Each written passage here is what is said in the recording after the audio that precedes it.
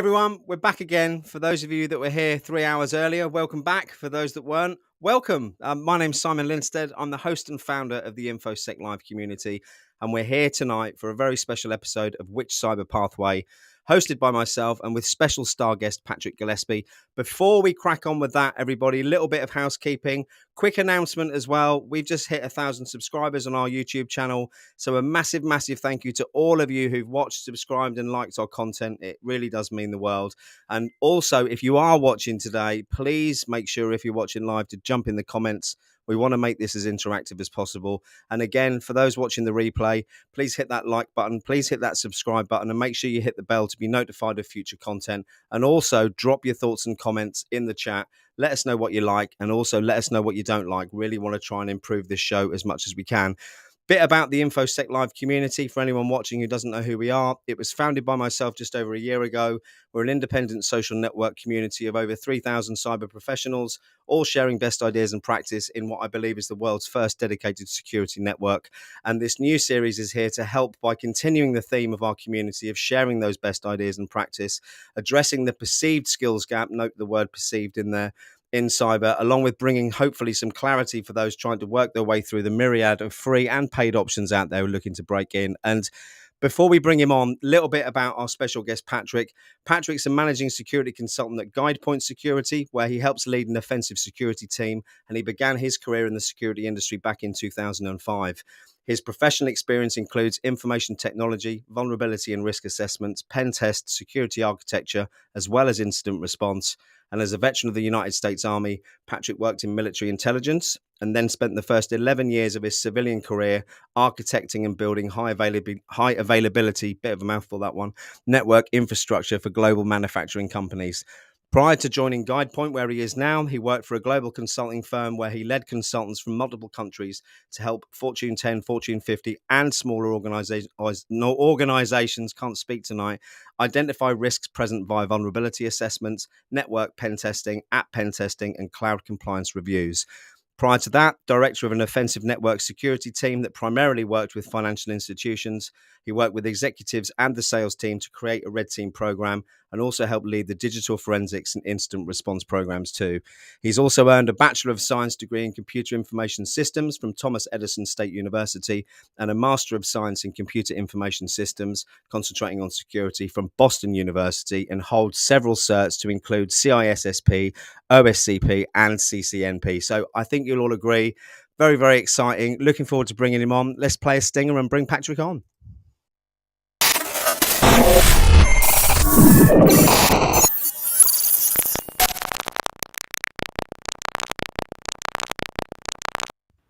Welcome, Patrick.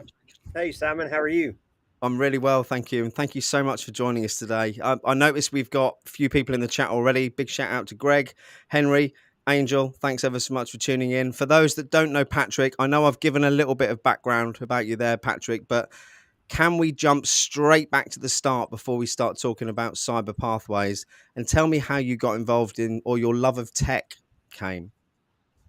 Gotcha. Really, it's my uncle. When I was in high school, back in the days of Windows XP Server 2000 days, he would give me software to build old computers and that sort of thing. And then when I was in college, he got me an internship, essentially just building 2003 servers back before the virtualization thing, where every server had its own physical hardware. So really started that back in 2005, and then just have loved it ever since.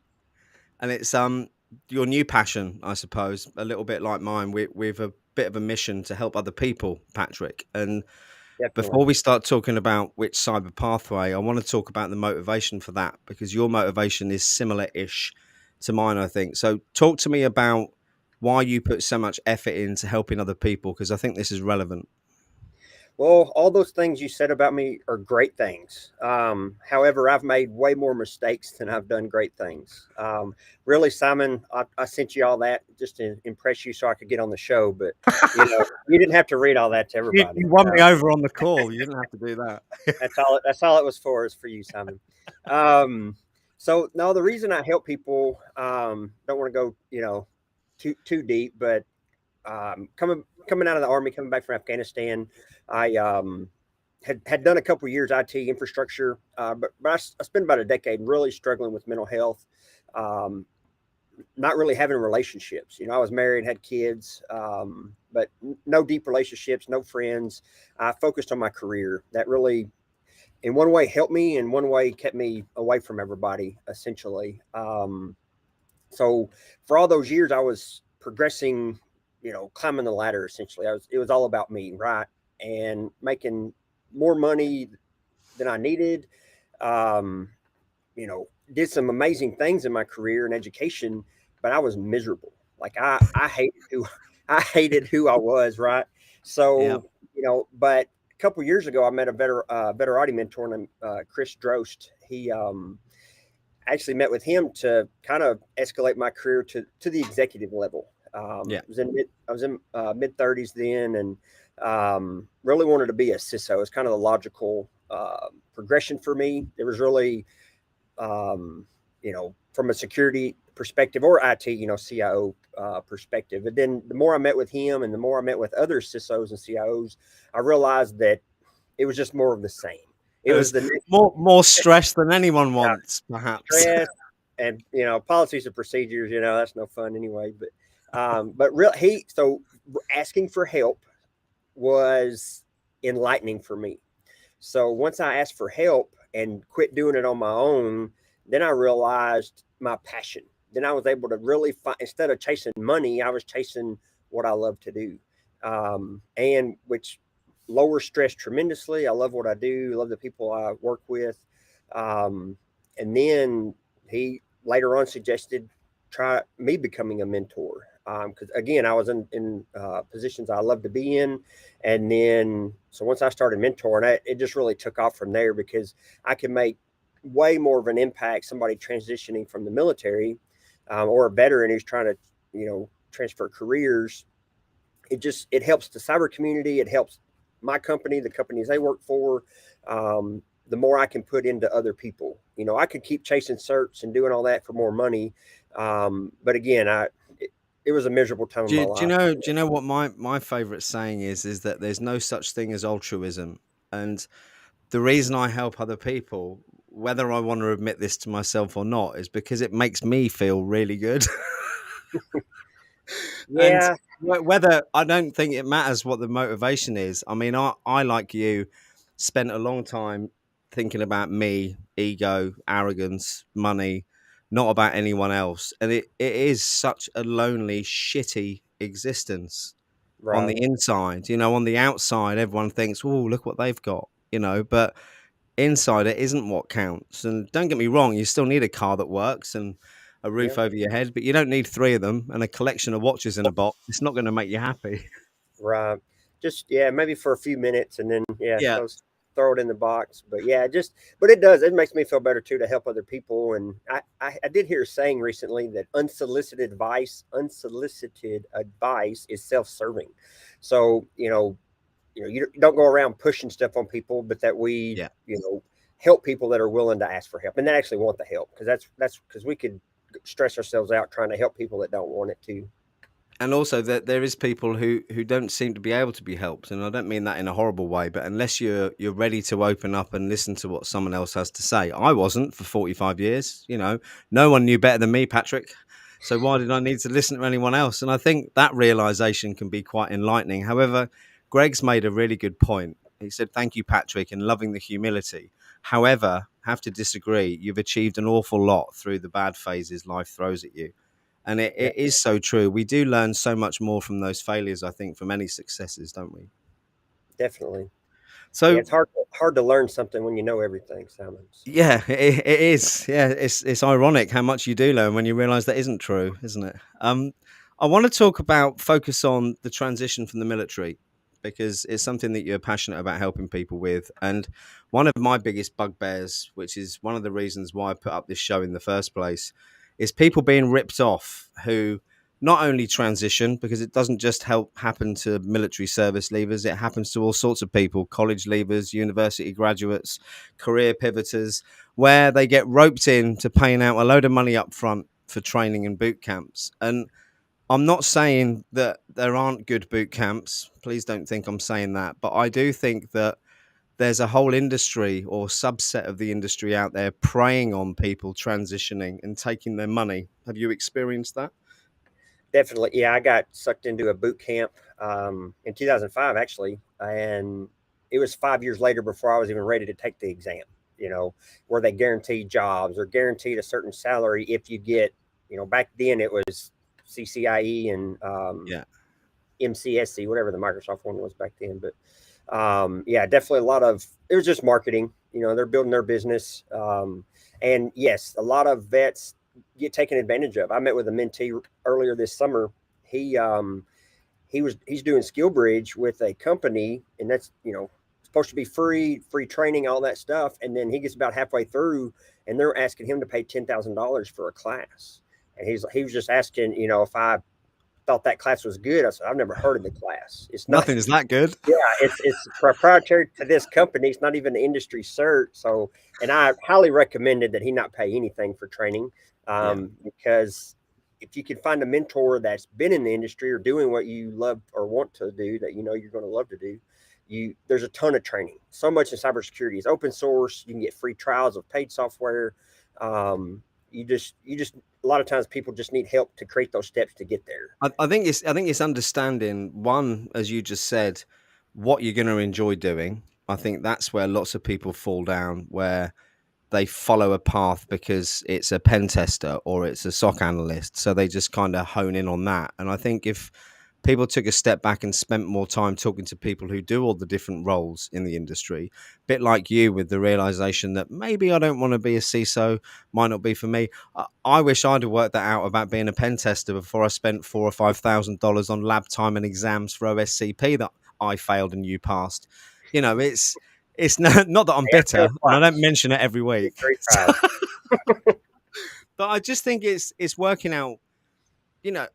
It's working out what you're going to enjoy, because everything we've talked about so far, I mean, especially around the money, about the success or the perception of success. I think success isn't a car or a destination. It's a mindset, and it's how you feel every day. And we spend an awful lot of our life working, and it's super important to be doing that with a company, I suppose, where you fit in the culture, and a job that you completely enjoy. And I'm not convinced that everyone out there I see wanting to be a SOC analyst would enjoy that job. Not saying there's anything wrong with it, by the way. I just don't think, either that or a pen tester is right for everyone looking to break in. Oh yeah. I mean, pen testing sounds exciting, but once a lot of people that get into that don't realize how much report writing, grammar, punctuation, with OSCP, Simon, the whole thing there is don't give up, Simon. Yeah, I know. Their help desk told me that a lot. No, what did they say? Try harder. Try harder, yeah. But for me, it was like, if I fail, I fail. That's the key to learning the most. Each failed attempt. Oh, it is. I completely agree. My problem was I hadn't had any conversations like this. I'd come from a different industry, completely no exposure to the internet or social media. So I found a website, followed a path. And when I had an interview, the hiring manager who interviewed me for a junior pen tester role, I turned around at the end and said, what do I need to do? And he said, pass your OSCP. So blindly, after doing CompTIA A+, missing out the whole Network Plus bit, I then jumped into doing Hack the Box and all these labs on OSCP. And what happened at the end of it is I lost all my confidence. I didn't think I was ever going to be good enough to do anything, because in reality, I never should have taken that step at that point. However, I've got 2 years and a bit left until I'm 50, and I am going to pass it before then. Not to do the job, just because I hate losing. Now you can do it, Simon. It's just take small steps to get there. Yeah, you got to have network. Yeah, I realized that about half an hour into the exam. If you break into a city and you don't know how to read a map, you're not going to get very far, Simon. So. That's pretty much what happened. I was a script kiddie thinking I could do OSCP. I think that was what it was. Some people can maybe smart enough to do that. So. Yeah, big shout out to Paula, Mark DeRick, Greg, and David in the chat there. Thanks ever so much for jumping in, and to Tess. If you've got any questions, please do drop them in. I'm now going to pose Patrick a quick one. I want to know what his advice is for anyone about to leave military service. And thank you for your service, even though I'm not American, by the way. Hey, it's all good. You're still human. Well, you still look after us constantly, if I remember rightly. Somebody's got to do it, Oh yeah, we don't look after ourselves. That's Let's be honest. not what I'm saying, Simon. No, I Yeah. am. Yeah. No, it's cool. All right. So yeah, the big thing, kind of what we've already hit on, is finding your end goal. Because what Simon did, he probably heard awesome things about pen testing and how fun it is, and then he spends money and invests time into it, and doesn't like it, or you find out you like something else, right? So there are enough free resources out there where you could try all. There's Yeah. I don't know, 100 plus different roles in cybersecurity. Um, there's so many things you can do. If you do like the compliance, governance, risk compliance, or like you said, the SOC analyst or incident response. There's some of these jobs are high stress for people, especially if you don't like them, right? Especially if you don't enjoy doing that work and Yeah. look forward to doing it the next day. Whereas, as a pen tester, now thankfully I get to lead pen testers that are a lot smarter than me. So yeah, they make my job a lot easier. But I look forward to coming to work, working with them. I've learned a ton from them, and hopefully they're learning from me too. But so the big thing is, try different things. I don't know if I'm allowed to say resources on here, Simon, or You, not, you but can you can. Do you know what? We've got no financial affiliation to anyone or anything. The whole point of this is, for I mean, as long as it's not a sales pitch and you're on commission. If no, so, that's I what I'm want I talking want about. 50%. Other than Yeah, no, that works. no, I'm joking. That the whole point of this is people sharing what they think is valuable, and most of the time that's free resources anyway. So please feel free.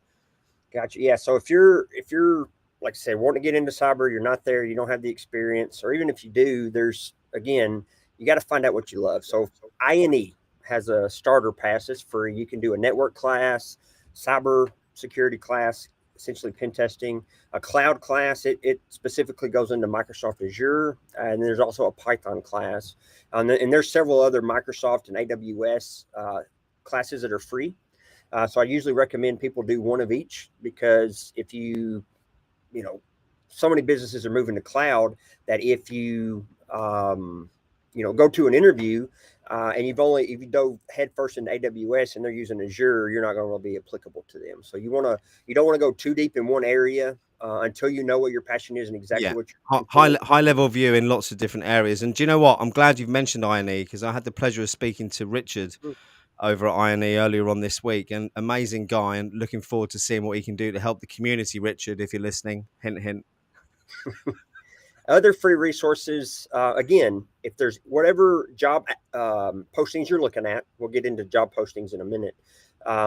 Whatever ones you're looking at, you'll see keywords, Splunk or VMware, or the free stuff like VirtualBox, virtualization. You can go download, any of these and do trial versions. Install a Microsoft server. Yeah, the license may expire, but just delete the server and start over. Yeah. Download VirtualBox, get you a Microsoft Active Directory environment going, set you up a trial cloud in Azure, trial cloud in AWS. A lot of that's just different terminology. Like Simon mentioned, just high level. You need to understand networking, scripting to a point where you can open a script and kind of see what it's doing. I am not a developer. Don't write code. It would be atrocious and full of vulnerabilities. But you still need to be able to look at it and Yeah. identify it. And do you know what? That's where I was falling down with the OSCP, because not just networking, it was the identification of where the errors were in like scripts I was putting in. I was missing a comma or putting the wrong thing in because I didn't understand for about 6 weeks until the help desk told me what the problem was. Yeah, I'm terrible. It's just you're gonna, as you try different things, you're gonna find out things that you don't like.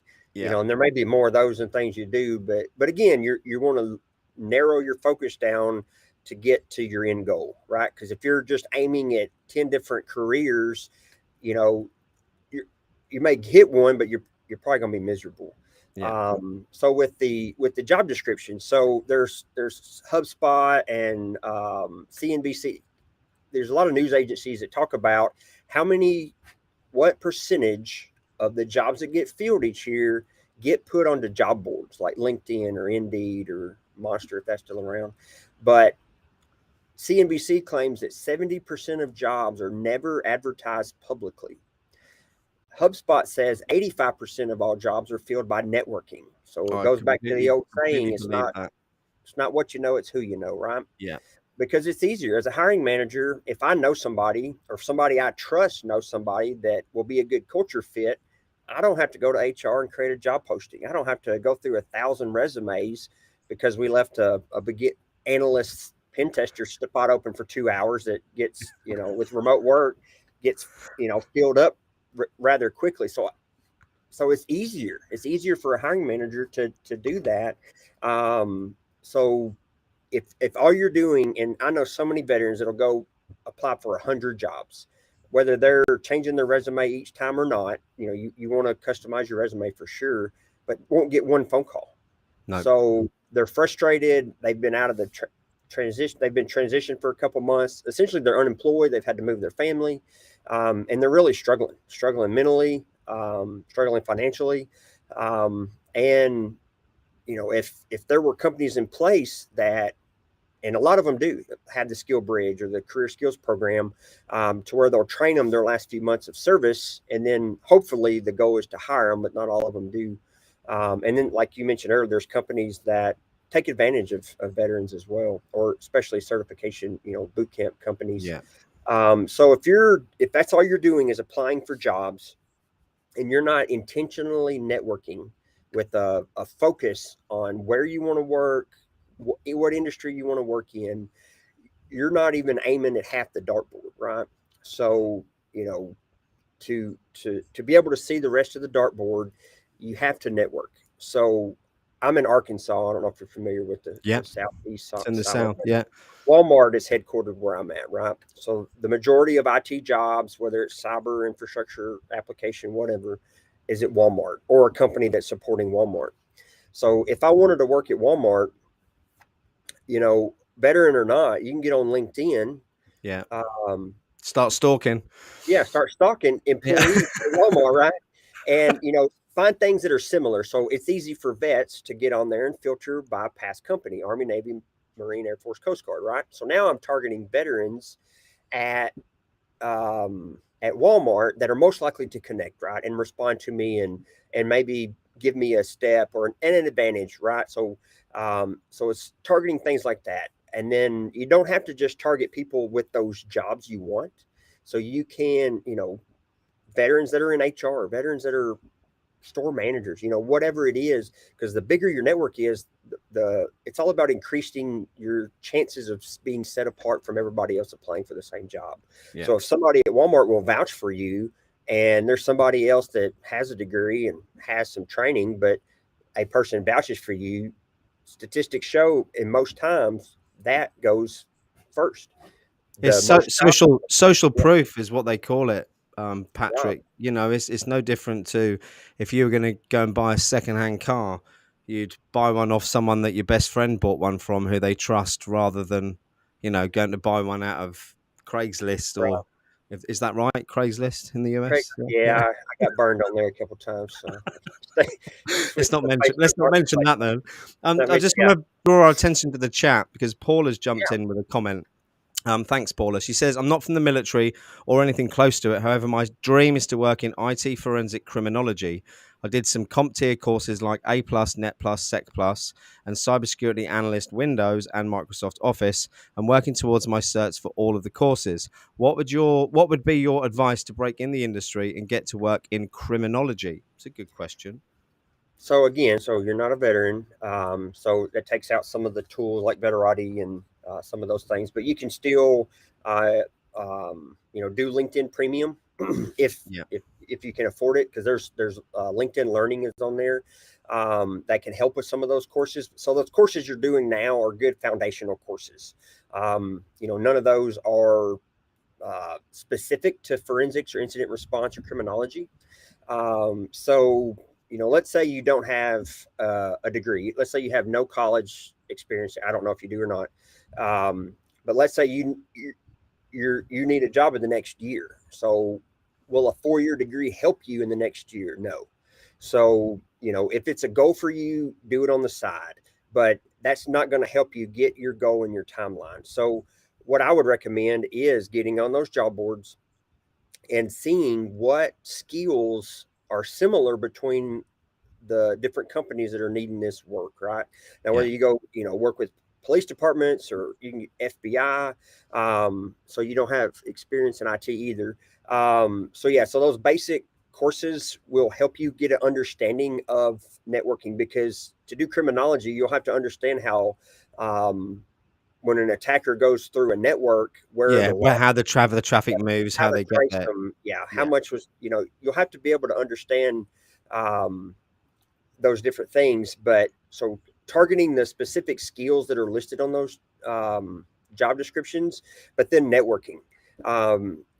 Contact your local police department or sheriff's office, or you can, the FBI hires a lot of forensic positions, but a lot of time, it says I saw you said you do you finish university, so they typically want degrees. But and again, I know I'm speaking for American things because I'm in America, but so I don't It's know it's what it's else similar. about It's you. similar over here. I think the fact that you've, Okay. whether the degree is relevant or not, Paula, in my opinion, is still a big tick in the box because it shows that you can kind of study and learn and apply yourself.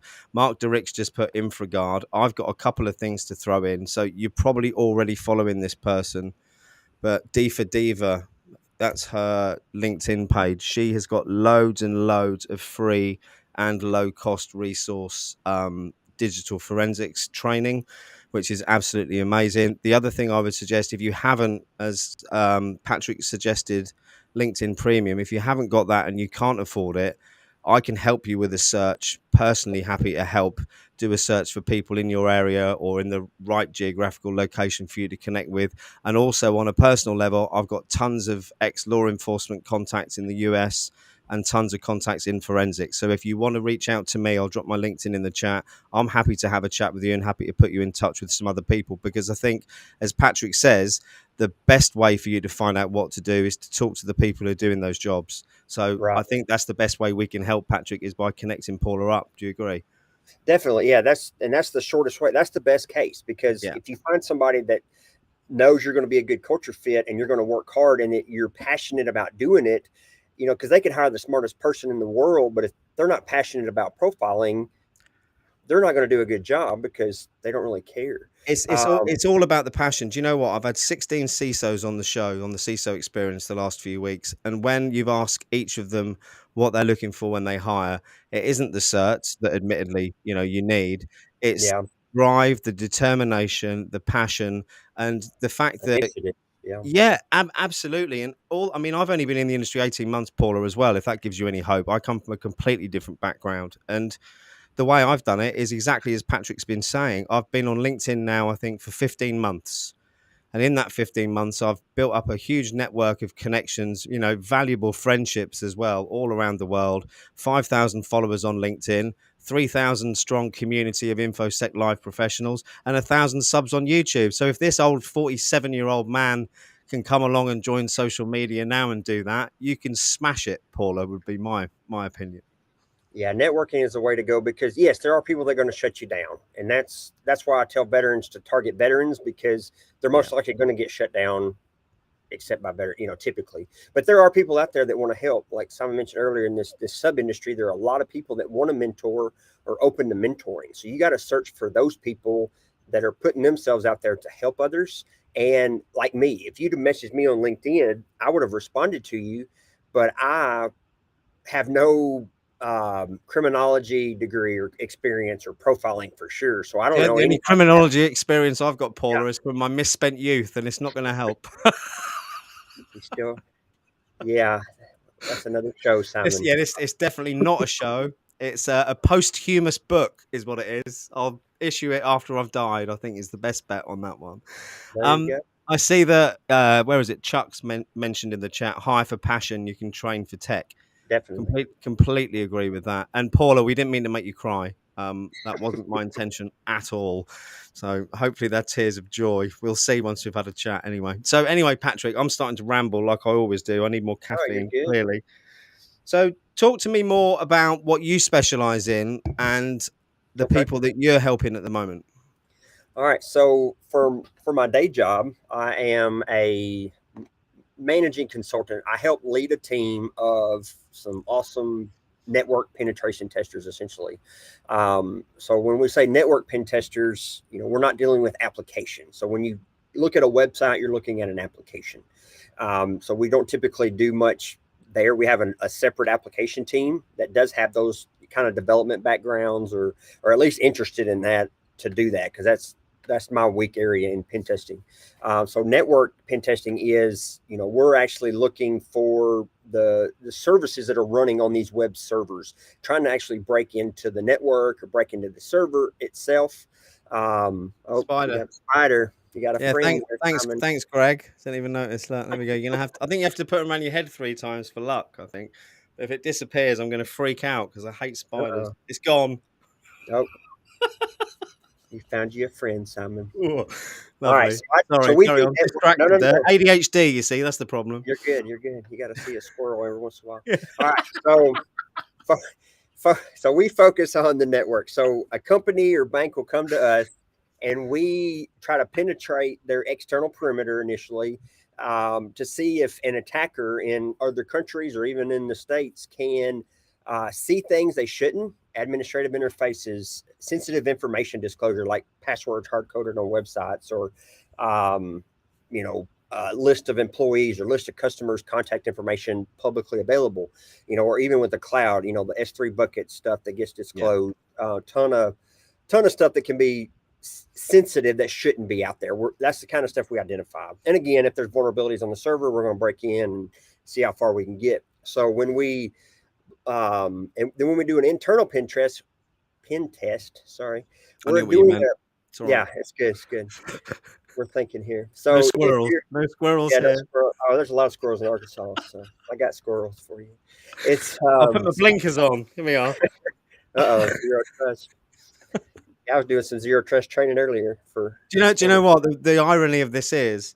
This is how much my life's changed. I'm sorry to interrupt you, Patrick, but you're great. I'm wearing a free T-shirt from RSA conference. Thanks, Red Canary, for the T-shirt, by the way. I have a Red Canary shirt too. And I'm wearing a free AppGate Zero Trust hat because my life's changed so much. We talk about shiny things and spending money. Despite the fact I've got an amazing job now and life is all good, I still haven't spent any money on clothes or anything, and I'm happy in my free T-shirts. So. Yeah, I have a ton of free. I just got back from DEF CON in Vegas a couple weeks ago, so yeah, a lot of free stuff. Did you get there. Socks? Did you get socks? I didn't know the socks were out. I just got. I've got all of my family's Christmas presents lined up from RSA and InfoSec Europe. I've got a bag of socks in the corner down there. I got a very shiny PlexTrack hat. It's very bright and I should. Oh, did you get Lego from them? They had Lego at RSA. No, I didn't. See, I'm showing off now. No, it's good. So let me try to think where we were. So I don't know.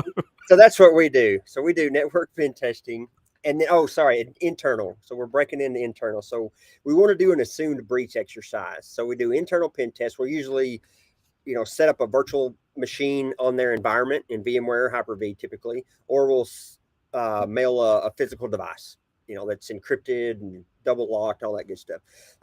So that way, if let's say we declare their external pen test clear, no findings one day, right? Well, next week a 0 day comes out, which allows an attacker to get in their network. So, a pen test is all about point in time testing. This was what issues we found at this point in time. Doesn't mean you won't have new issues tomorrow. When you wake up and you call your CISO. So, because it's not our fault. It's the CISO's fault. Yeah, they always get axed first. So yeah, I didn't want to have that happen either. So the I've met the CISO at Walmart too. That's cool, Raven. Oh, now I feel like I'm missing out. Raven showing off. I didn't meet him. I just got a free T-shirt. Well, the Walmart conference, SparkCon, they haven't done it since COVID, but it's actually it's free. And it's the best put together conference I've ever been to. I'm already won over with the word free, Patrick. Free conference, Simon. So no, the CISO and deputy CISO are there. It's really cool. So shout out for Walmart there, but I don't want to work for you anymore. It's cool. I like where I'm at. All right. Sorry. Internal wonder in Walmart. So we come into your network to see if just in case an attacker might get in next week or an employee's poking around where they shouldn't be, yada, yada, yada. We want to see, what defaults you've left turned on in Active Directory. We want to see what defaults are on the server that you've left default passwords on, or you have sensitive information where everybody in the network can do it because you trust your employees. Hence, switching to zero trust network, zero trust remote access, all of that nowadays. So it gives you a better picture of inside and outside, because it's all about limiting the risk, right? The not UFC and cyber. Are there cyber people doing UFC? Right? Oh, are you muted? I can't hear you, Simon. Because I was trying to do two things at once. I was typing, trying to find the link for Bryce, because I think he's talking about a guy called Bryce who's in UFC, who's from there. Because I've seen him fight before and he's really, really good. I might be wrong, but one of my best pals used to be MMA fighter in the UK. He was top in the UK for a long time. He's just gone pro boxing. I've spent a lot of time being beaten up on mats for Brazilian jiu-jitsu and kickboxing. So yeah, there's definitely a love of a good scrap in the room tonight. Although my fighting days are over because I'm a little bit broken and old now. Yeah, I've had too many head injuries, but yeah, I did traditional boxing. My feet are too slow for all that MMA crap. Yeah, so. I'm just too slow in general. I've got this hand. I've got no knuckles on these fingers. I've got a titanium forearm from coming off a motorbike and half a hip. So I can't fight my way out of a paper bag now. Yeah, you just need a big stick, Simon. That's all you need. I just need a chair with wheels. I think that's where I'm getting to. I'll be all right. I'm quite happy though with a blanket. Put me in the corner. I'll be all good. Yeah, it's good. So that's kind of what I do. Lead a team that does those tests, and we do some cloud testing and social engineering. Because a lot of times the people are the weakest link. So the phishing emails, so many ransomware attacks, so many bad things have happened that have cost companies, millions, maybe countries, millions of dollars. Yeah, from an email they got clicked on. I did a ransomware incident at a bank. This was several years ago. It was around Christmas time, right? So what spam increases? What targets are templates? Mail at FedEx and UPS in the States for sure. I don't know if y'all have those or DHL. It's the same. It's Amazon, FedEx, Parcel Force for us in the UK. Same messages. We come in and shut everything down to contain the ransomware incident at this bank. So we trace it back to a lady that works at the bank. She clicked on a link from an email from her husband. So he gets a email from FedEx that says, this is your tracking number. Well, this guy doesn't order online. His wife does. So he sends it to her bank and email address. Oh. She clicks the link because it came from him. So he was in her contact list. So it came right through.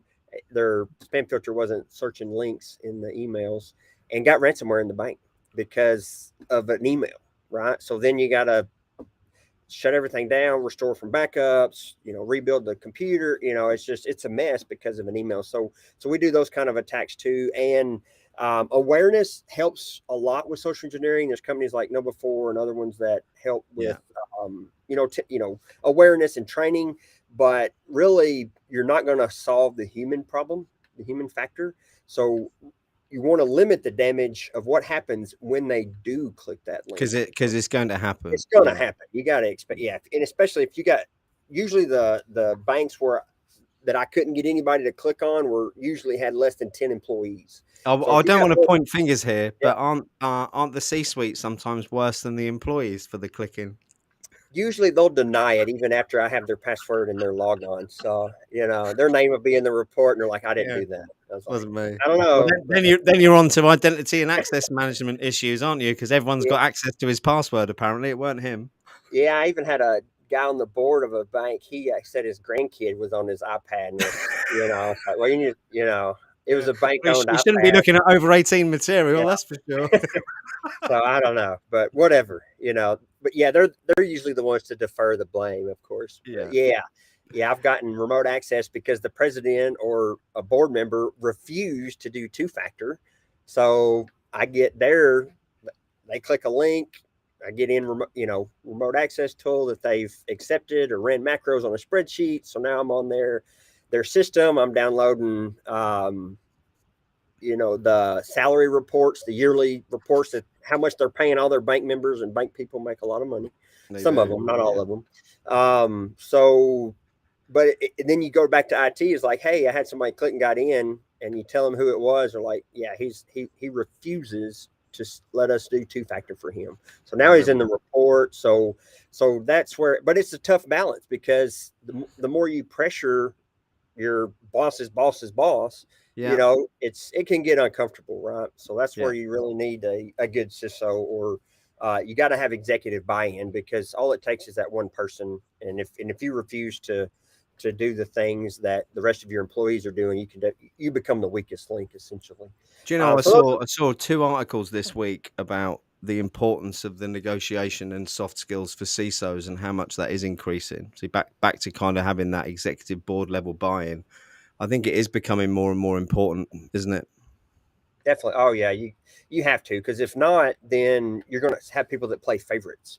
Yeah. That if you have I've had to report an HR manager because they wouldn't follow the policies and procedures that they were pushing out to everybody else. They were having IT reset their own employees' passwords and giving them out to other people that we didn't even know were hired. It become a nightmare if the management that's pushing out policies, procedures, or executives that are signing off on these, if they're not following them, then it's chaos, and it's a It's very called leading stressful. from the top, or lack Yeah, of. Yeah. it can become a very, very stressful environment, especially for those that are responsible for the security and the uh, really the ethics and moral things that the companies should be doing. So it just puts a lot of people in a bad spot, just because you don't want to follow, do the extra step to be a little safer. Um, so let's see. So that's my day job. So I'm also a board member of Boost to Books. So we're a nonprofit. Hey. Yeah, Yeah. Boost to Books. Peter So Klein. I met Peter when I came to San Francisco. I've been talking to him for probably over a year now. So yeah, he's seen my journey. I've seen his journey with the amazing stuff he's achieved there. And do you know what? What a fantastic man he is after meeting him. Peter, if you're watching this, massive respect. And I was due to do a talk at one of your events last week, but I had a throat infection because I talked too much. So I uh-oh. promised to come along to the next one, and we've got some free resources to give away to the Boots to Books community as well. So Nice. I actually spoke at that event, Simon. So did you? uh, Oh, I missed out. Look. you did miss out. We had a great time, and yeah, it's yeah, you just missed out. Talk to me about what you've been doing with them.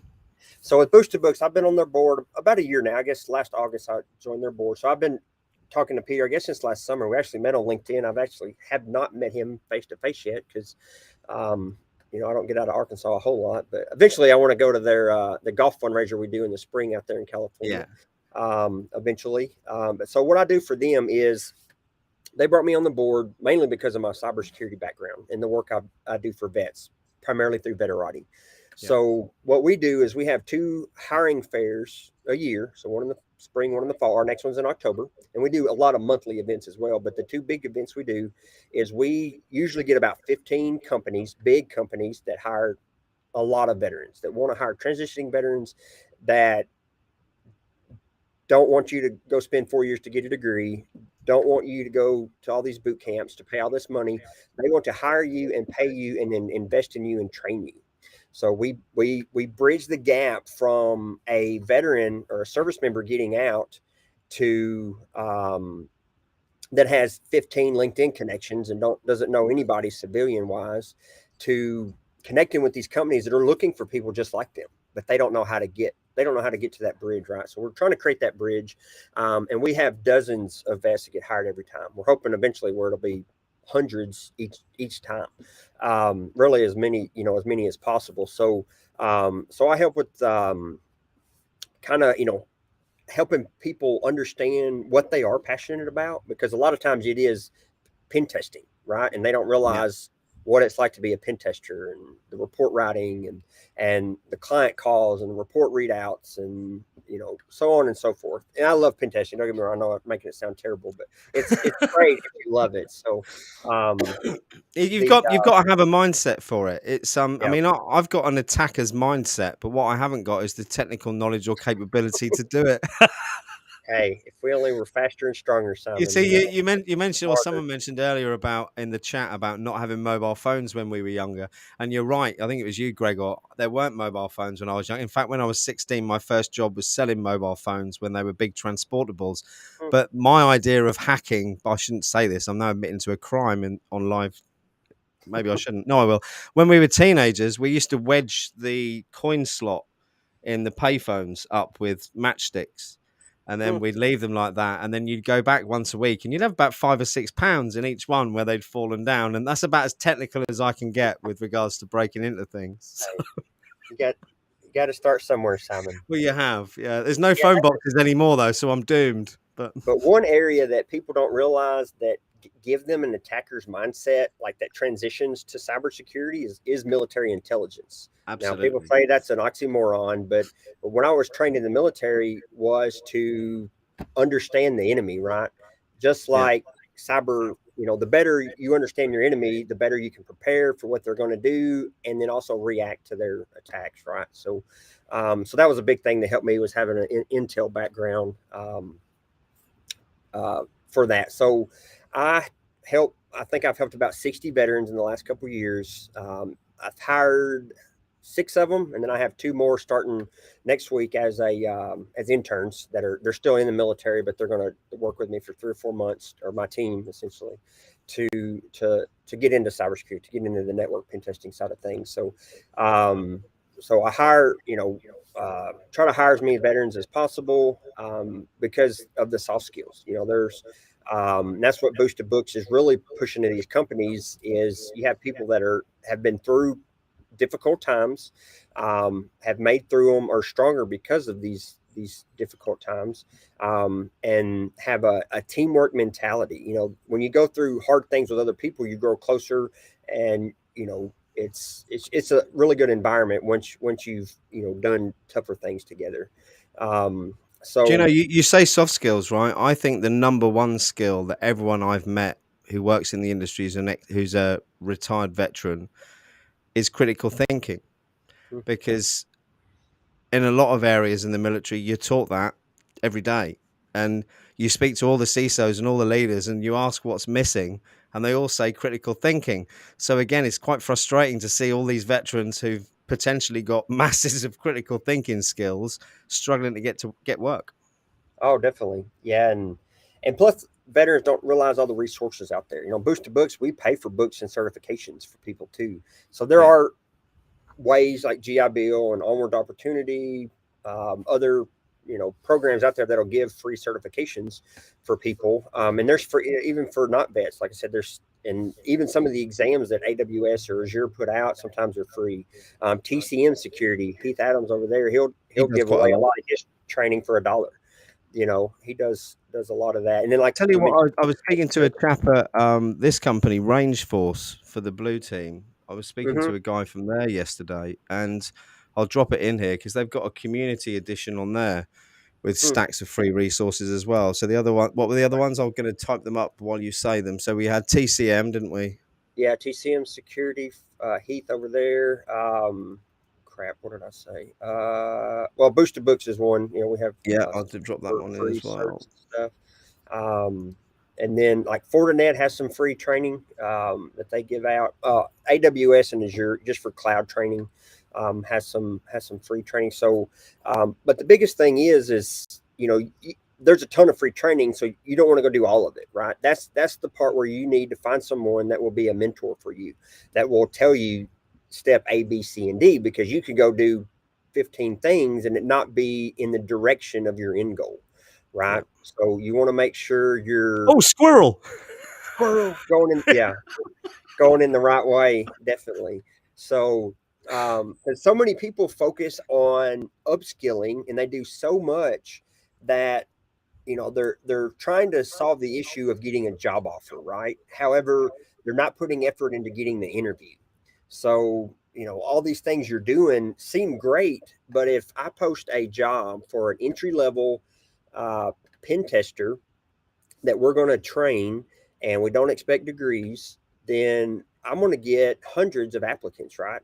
So if all of them are doing try hack me and hack the box and um, all these things, it's really hard for me to you know find the ones that are set apart. So now if somebody does have a degree or somebody does have certs or somebody is a veteran, again, all these things are great. I'm not saying don't do any of them. I have degrees. I'm a big proponent of education, but if it's not Yeah. going to help meet your goal when you want to meet it, it's probably best that you don't do it, right? So having a mentor, because I've mentored a lot of people where, and then I would interview them months later and they didn't do anything I said. So I give them free advice. You've been And speaking then to my children. I tell them I'll interview them when I have a job opening. So I'll reach out to them because I hadn't heard back from them. And they're like, oh, I've been working on this other stuff. So I was, Yeah. if Do you you're know not what? going You see that a yeah. lot. I know Paul Cummings. I don't know if you know Paul, based in Florida. He's set up the whole Cyberhuman initiative. He's a Mm-hmm. veteran, does loads of work to try and help people, put together a whole program for people. The amount of Yeah. I people help who just them too. don't bother doing it, but then, Oh, yeah. still moaning on LinkedIn that they can't get a job 6 weeks later. It does make you chuckle. Yeah. Tess, you've raised a question. How about the veterans that have already been transitioned out for a year plus?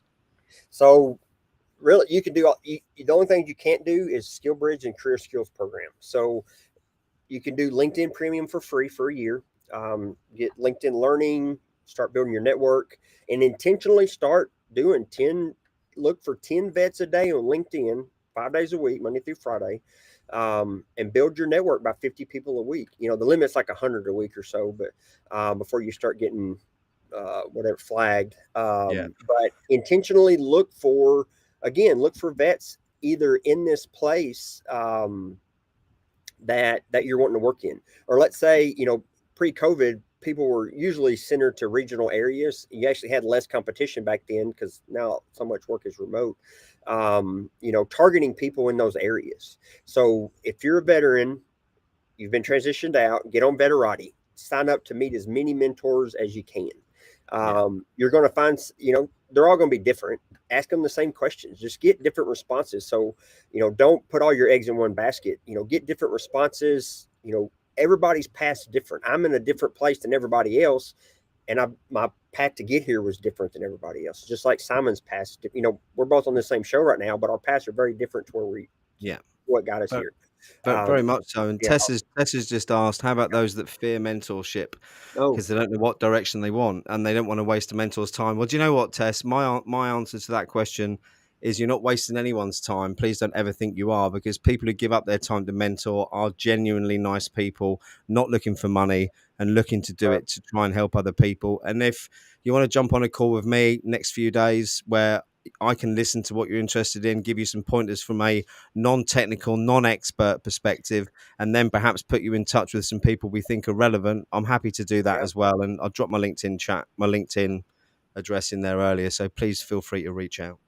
And yeah, and again, people who have volunteered and set themselves up on Betterati or other mentorship platforms, like you can also sign up for American ACP, American Corporate Partners.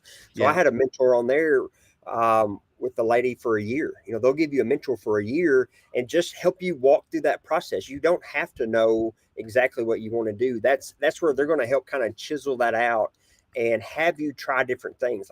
Like the first things I would do is, if you're wanting to do cybersecurity or anything technical, we start with the INE starter pass. Yeah. And then if you like none of that, you come back and say, I hated Python, I hated networking, but I kind of like the cloud stuff. So well, let's go a little deeper in the cloud stuff then. So it's all about trying different things and being willing to fail. So don't be afraid. If just be open and honest with the mentor. Just say, I don't want to waste your time, but I'm not real sure what direction I'm going.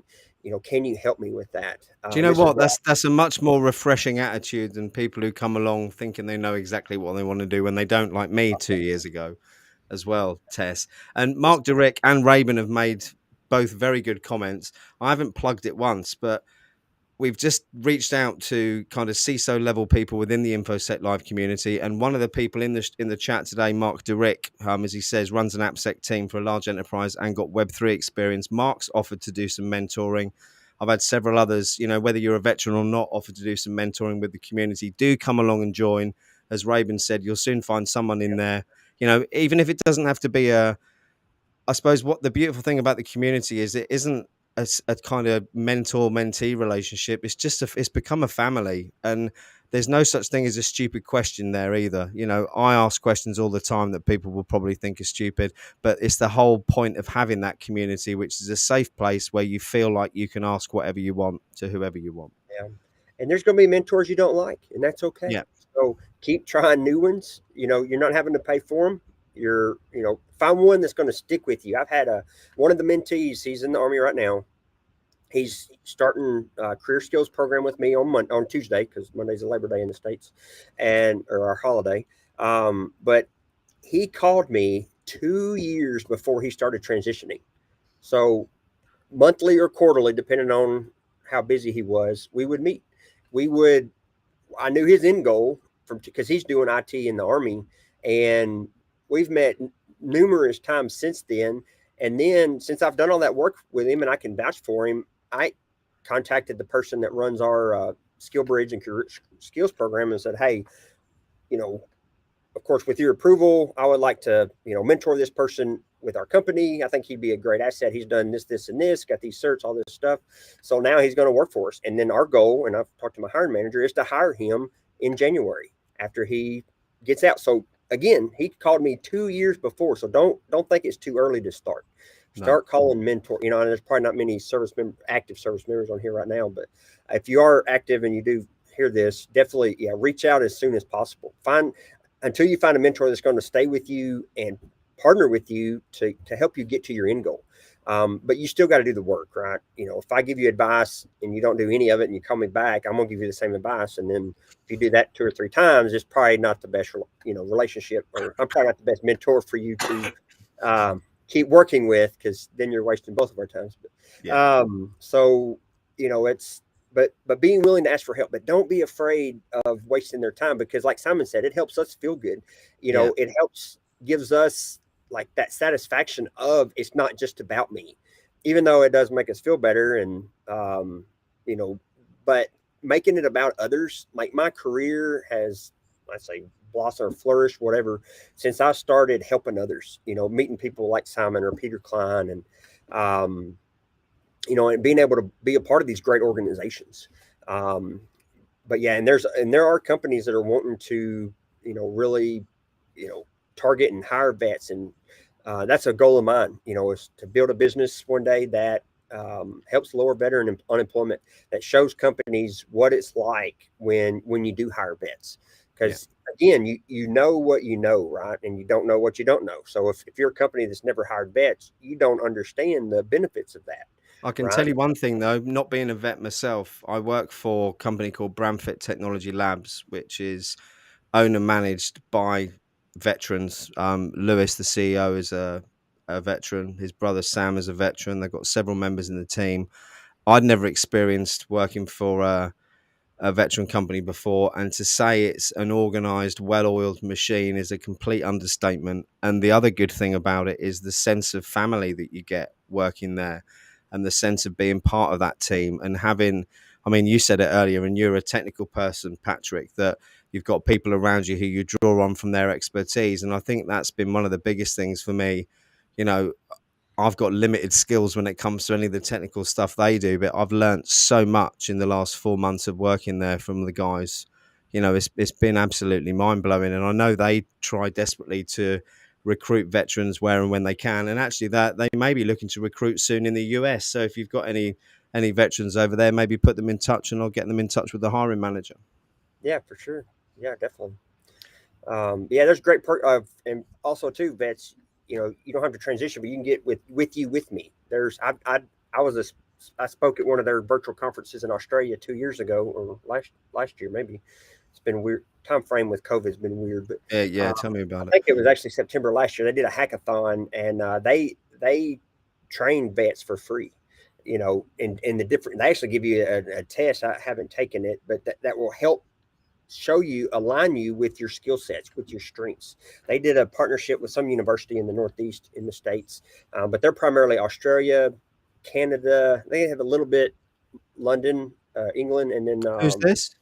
with me. I Yeah, think yeah, I've can't remember. spoken to them actually. I know a couple of people who Okay, work there. Jeremiah Parker, a friend of mine, he works for them. They're doing some okay. quite good stuff with vets at the moment. I think Josh Mason used to do some stuff there, so that may be just another option. I just thought of them. That may be another option for people to look at. So, I'm just trying to think of other free companies doing free stuff. Kind of, but again, definitely follow TCM Security because I do a lot of $1 certifications. OSC offensive security is great, but they are expensive, Just just like expensive. I mean, maintenance. Sands is brilliant as well, but again, super expensive. I mean, quick plug for Gerald Ozier for anyone looking to get into GRC. He's got to pay what you can or pay what you can GRC course that's absolutely phenomenal. And I know a lot of people have benefited from that, whether veterans or not. Yeah, Just addressing a couple of comments in there before we wrap up, because we're now over the hour already. It's been so interesting. Time's flown by, Patrick. William Slater said, search on this. Research shows military service can hurt some job seekers' prospects. definitely. And he himself's a US Air Force veteran and has experienced discrimination against veterans many times. I don't understand that. Is that through a lack of understanding of people or just ego and arrogance, William? I'd be interested to know what the answer is there. And Tess, I see that you said we're awesome. Appreciate that a lot. You don't believe how much. You stop lurking. Says you've been part of the InfoSec Live community, but you've been a lurker. Well, don't lurk. Come and raise your head up above the parapet and come and see us. We've got a Meet the Members event this Saturday, actually, 8 o'clock BST, which I think is 3 p.m. Eastern time. And I'm doing a bit of a call for volunteers to come at that point as well, because we've got some sponsors coming up for the community who are going to pay for some exams for people who need it. I'll be announcing that probably early next week. And you mentioned you weren't sure what the company was, where it helped people go through a process to find out what best path would be for them. I've been working with a guy called Jason Shockey, another veteran based in New York, who's a CISO for a financial institution. He's got a website called My Cyber Path, which offers a free version where you go through psychometric test, personality questions, and it basically lines you up to the type of job that you would be good at. So that's really, really good. There's a link for that in the InfoSec Live community if you want to jump in there later, or if not, Patrick's got a couple of things to say. I'll just Google it now and drop it in the chat. Did you think of anything else, Patrick? Oh yeah, just on William's comment there. Yeah, because a lot of vets have been in combat in the last 20 years. Actually, in all countries. I worked with Brits from the army there, and Polish and Romanian armies when I was in Afghanistan, and that it changes you. That's just a whole different lifestyle, different culture there. Living in a place where people were throwing rocks at you or shooting mortars at you, and then turn around and they get hurt and they come to you for help. So it's just different. So, and a lot of people have struggled mentally, and I think the whole mental stigma has really, I think, to me, from what I've seen from veteran discrimination, is just because of the unknown, like you mentioned, Simon. Just because people don't, a lot of times don't want to work with people who might have mental health issues, right? Yeah. So really getting rid of that stigma will help. But yeah, veteran unemployment's high. But that's where there are all these companies like Amazon and Accenture and Lockheed Martin and Boeing, and that's where, like, we partner at Boosted Books with these companies to help hire a ton of veterans, just because that does happen. I have a guy I hired a few years ago. He got a job offer, and then, but they ended up turning him down because he's still in the part-time National Guard. Just afraid of, him might get caught up, so they just don't want to have to deal with that, right? Have to replace him for that time, and which I think is illegal. But Yeah. they were open with him, but so you I just think, never look, while we're on that, and Patrick and I, we had a bit of a chat before we started about mental health and mental health awareness. I mean, for those that know me, you'll know that I've had my struggles in the past. So I'll admit it online. I pretty much had a breakdown about 4 years ago after being driven by ego, arrogance, and greed for a long time before it. I suppose I had to break before I realized what was important. And the biggest thing I think I've seen the InfoSec Live community help with isn't necessarily people getting jobs, but it's people having someone to have a conversation with. And if I'm honest with you, I've got 6 children, massive family, no real friends through isolating myself for my own reasons the last few years after my previous experiences. And the community's healed me a lot over the last year through getting to meet and speak to different people. And even if it isn't about cybersecurity, if you're not an expert, it doesn't matter. Neither am I. You can talk about anything, but reaching out to people, humanity is the most important thing. Whether you're Jewish, Christian, Islamic, doesn't matter. It's all, in my opinion, because I'm not religious, a little bit irrelevant, because we're all connected and we should all treat each other the way that we'd like to be treated. And when you start living your life like that, life becomes better, Patrick, doesn't it? Oh, definitely. Yep. Yeah, it's not all about you, and because then you're trying to hold that image that you're perfect, or you know, keep that ego built up. So Yeah, ego, the three letters that cause so many problems in our world, and I think there's a good time to draw it to a close before I start launching on a narrative about ego for the next 45 minutes. Patrick, it's been amazing. Thank you so much. Any last words before we wrap things up? no, it's honored to be here. Yeah, definitely enjoy speaking with you, Simon. And yeah, just good luck to everybody. And don't try to go through your path alone. No, absolutely. Greg, Paula, Jess, everyone in the chat, thank you so much. I haven't got another stinger to play out, actually, other than, I suppose, a quick promo for the CISO experience. And the reason I'm playing that is I'm looking for some more guests. So if there are any CISOs are watching, or you know of any CISOs who'd like to be a guest, have a look at the trailer, reach out to me. Everyone, enjoy the rest of the day. See you all soon. Patrick, thank you. Have a great day.